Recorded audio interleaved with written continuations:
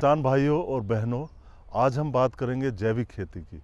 खासकर ऐसे किसानों के लिए जो जैविक खेती शुरू करने जा रहे हैं, यानी आरंभ करने जा रहे हैं, या जिन्होंने अभी हाल में 1-2 साल में जैविक खेती शुरू की है।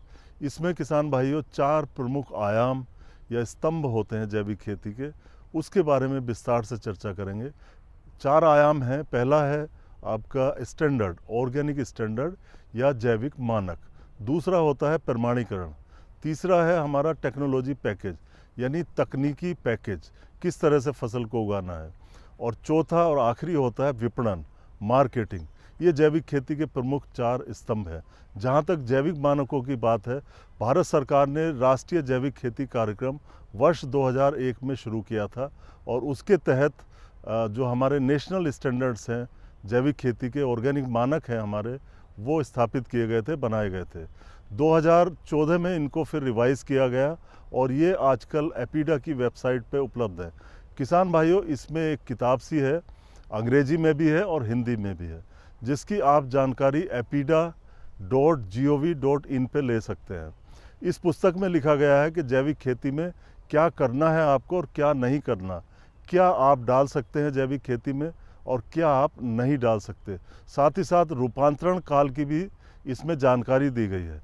रूपांतरण काल का अर्थ होता है जब आप जैविक खेती करते हैं तो शुरू में आपकी जो ज़मीन है वो एक तरह से जैविक नहीं मानी जाती, तो इसके लिए आपको 2.5 से 3 साल का समय दिया जाता है, जिसमें वो उसका कन्वर्जन होता है, उसका रूपांतरण होता है। 3 साल बाद ये खेत आपका जैविक मान लिया जाएगा। साथ ही साथ जैविक मानकों में फसल चक्रों के बारे में भी आपको बताया जाता है, फसल विविधीकरण के बारे में बताया जाएगा। साथ ही साथ इसमें जानकारी है कि आप कौन से उर्वरक डाल सकते हैं, कौन से उर्वरक नहीं डाल सकते, यानी कौन सी खाद हैं जिनका प्रयोग आपको इसमें करना है और उसमें क्या क्या सावधानियां बरतनी है। यानी कुल मिला के जो जैविक मानक हैं, इनकी जानकारी लेना बहुत ज़रूरी है, और ये एपीडा ने बनाए हैं, इसको आप देख सकते हैं। साथ ही साथ जो दूसरा इम्पोर्टेंट स्तंभ है जैविक खेती का, वो है प्रमाणीकरण। प्रमाणीकरण का ज़रूरत इसलिए पड़ती है कि जो उपभोक्ता है, जिसे आप अपना माल बेचने जा रहे हैं, क्या वो संतुष्ट है, उसको संतुष्ट आप कैसे करेंगे। उसको संतुष्ट करने के लिए कि ये उत्पादन हमारा जैविक है, उसके लिए आपको एक प्रमाण पत्र की ज़रूरत होती है। ये प्रमाण पत्र या सबूत या सनद कोई प्रमाणीकरण की संस्था आपको देगी। तो 2 तरह का किसान भाइयों प्रमाणीकरण होता है। एक तो एपीडा करता है।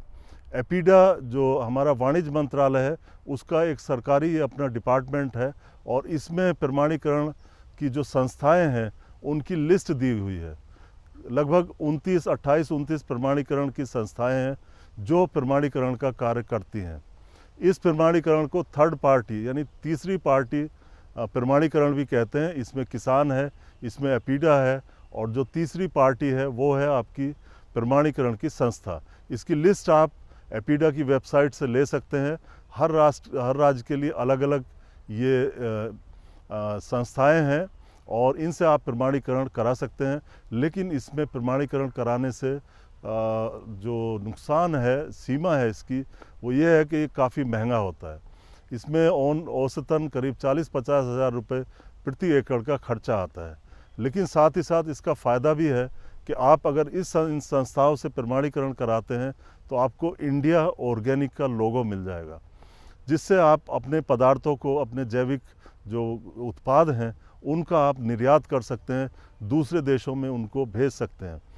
इसी प्रकार जो हमारे नेशनल स्टैंडर्ड हैं, इनकी दूसरे जो देश हैं उनमें भी इनको स्वीकार कर लिया गया है। यानी मान लीजिए हम अमेरिका में हमारे किसान भाई अगर अपना एक्सपोर्ट करते हैं, निर्यात करते हैं प्रोडक्ट, तो वहाँ पे इसकी जो है एक्सेप्टेंस है, वहाँ इसको आराम से ले लेते हैं। इसी तरह से बहुत से अनेक देशों के जो ऑर्गेनिक स्टैंडर्ड है वो इंडिया में स्वीकार्य हैं। तीसरा महत्वपूर्ण घटक या स्तंभ जो जैविक खेती का होता है, वो होता है तकनीकी पैकेज। तकनीकी पैकेज, चाहे आप उत्पाद पैदा कर रहे हैं या उसका प्रसंस्करण कर रहे हैं, मानकों के आधार पर आपको उनका पैकेज, जो प्रोडक्शन है, वो आपको करना है।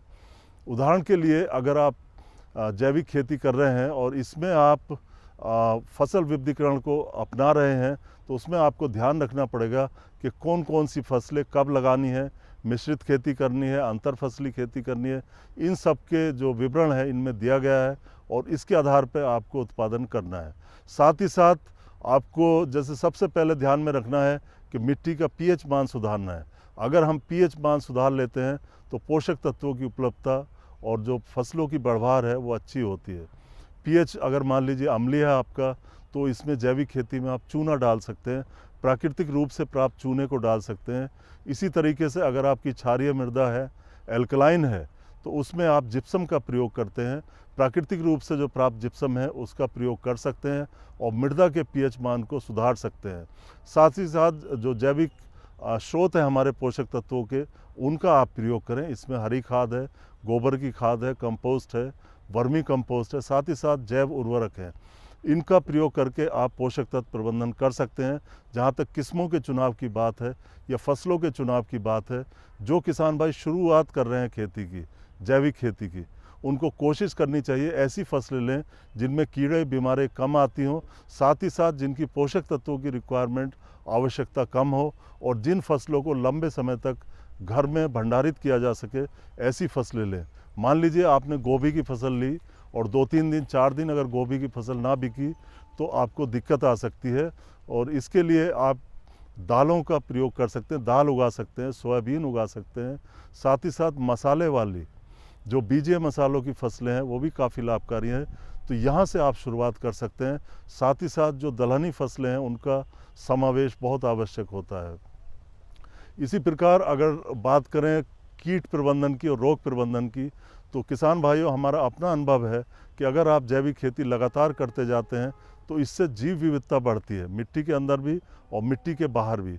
ऐसा होने से उसमें कीड़े मकोड़े बीमारी स्वतः ही कम आते हैं क्योंकि फसल हमारी मजबूत होती है, उसको जो पोषक तत्व है वो बैलेंस अमाउंट में मिलते हैं, सही संतुलित मात्रा में मिलते हैं, तो पौधे हमारे मजबूत रहते हैं। अगर फिर भी कोई बीमारी या कीड़ा आ सकता है तो उसका आप जैविक नियंत्रण कर सकते हैं, और कुछ नहीं तो आप जो नीम का तेल है उसका प्रयोग कर सकते हैं, या नीम सीड कर्नल एक्सट्रैक्ट, जो नीम का बीज होता है उसका अर्क निकाल सकते हैं और कीड़े मकोड़ों का आप उससे नियंत्रण कर सकते हैं। बहुत सारे साधन आजकल उपलब्ध हैं जिनकी मदद से जैविक खेती में आप कीट मकोड़े और बीमारियों का नियंत्रण कर सकते हैं।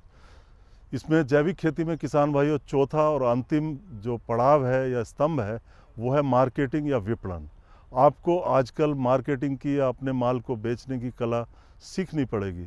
जैविक खेती का अगर उत्पाद आप बेचते हैं तो आजकल कुछ मॉल्स हैं शहरों में, वहाँ आप संपर्क स्थापित कर सकते हैं। जो हमारे केंद्रीय भंडार हैं जैसे दिल्ली में है, इस तरह के अगर बाज़ार की व्यवस्था है तो आप उनसे संपर्क कर सकते हैं। सीधे आपको उनको अपना माल बेचना है, जिससे कि जो मिडिल मैन है, बीच के लोग हैं, वो कम हो जाए। साथ ही साथ आजकल बड़े बड़े होटल हैं जो आपके जैविक पदार्थों को स्वीकार करते हैं, आप वहाँ पे जाके संपर्क कर सकते हैं और अपने माल को बेच सकते हैं। इसी तरीके से आजकल हमारे किसान भाइयों के बच्चे भी पढ़ लिख रहे हैं, वो कंप्यूटर का इस्तेमाल कर रहे हैं, मोबाइल का इस्तेमाल कर रहे हैं, जिस पे तमाम तरह के आजकल ऐप चल रहे हैं, जिसके ज़रिए जो गांव के हमारे नवयुवक हैं वो मार्केटिंग का कार्य कर सकते हैं। मार्केटिंग के लिए आप ऑनलाइन मार्केटिंग जो किसान भाइयों के बच्चे हैं, किसान भाई करें तो उससे आपको ज़्यादा लाभ मिलेगा। साथ ही साथ किसान भाइयों शहरों में आजकल कुछ हाउसिंग सोसाइटीज़ होती हैं जहाँ पे जाके आप संपर्क कर सकते हैं और सीधे अपना माल उपभोक्ताओं को बेच सकते हैं।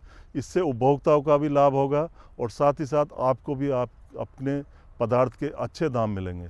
साथ ही साथ किसान भाइयों आप किसी बड़े शहर में 4-5 किसान या 8-10 किसान मिल के एक दुकान खोल सकते हैं, एक आउटलेट खोल सकते हैं, जहां आप सीधे अपने पदार्थ को, ऑर्गेनिक पदार्थ को, चाहे वो कच्चा माल हो, चाहे वो प्रोसेस्ड हो, परिसंस्कृत हो, उसको आप अपने आउटलेट से, अपनी दुकान से बेच सकते हैं। और इसमें हमें कोशिश करनी पड़ेगी कि हम अपने जो पदार्थ है उसको अच्छी तरह से बेच पाएँ, तो उससे हमें लाभ अधिक मिलेगा।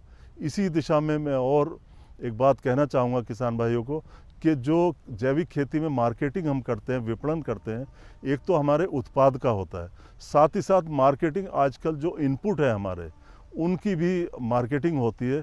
जैसे मान लीजिए आपको वर्मी कंपोस्ट खाद है, तो वर्मी कंपोस्ट की जैविक खेती में ज़रूरत पड़ती है। तो इसमें हमारे ग्रामीण जो नवयुवक हैं वो लग सकते हैं और जो वर्मी कंपोस्ट है, केंचुओं की खाद है, इसका उत्पादन कर सकते हैं, इसकी पैकिंग कर सकते हैं और इसको बाज़ार में बेच सकते हैं, दूसरे किसानों को बेच सकते हैं। तो किसान भाइयों और बहनों, अंत में मैं यही कहना चाहूँगा कि जैविक खेती का क्षेत्र हमारे देश में लगातार बढ़ रहा है। इसमें मुनाफा है, इसमें आपकी मिट्टी की स्वास्थ्य जो है बना रहता है, पेड़ पौधों का स्वास्थ्य बनता है, पर्यावरण का स्वास्थ्य बनता है और सबसे महत्वपूर्ण है कि अगर आप कोशिश करेंगे तो आपको इससे आमदनी अच्छी मिलेगी। आपको इसके स्टैंडर्ड्स जानने पड़ेंगे, ऑर्गेनिक खेती के जो मानक हैं उनको जानना पड़ेगा। साथ ही साथ इसके अलावा प्रमाणीकरण, जैसा मैं बता चुका हूँ, एपीडा करता है प्रमाणीकरण। साथ ही साथ national centre of organic farming, राष्ट्रीय जैविक खेती केंद्र, ये पीजीएस के जरिए, पार्टिसिपेटरी गारंटी सिस्टम के जरिए प्रमाणीकरण करता है। और सबसे बड़ी बात है कि ये निःशुल्क है।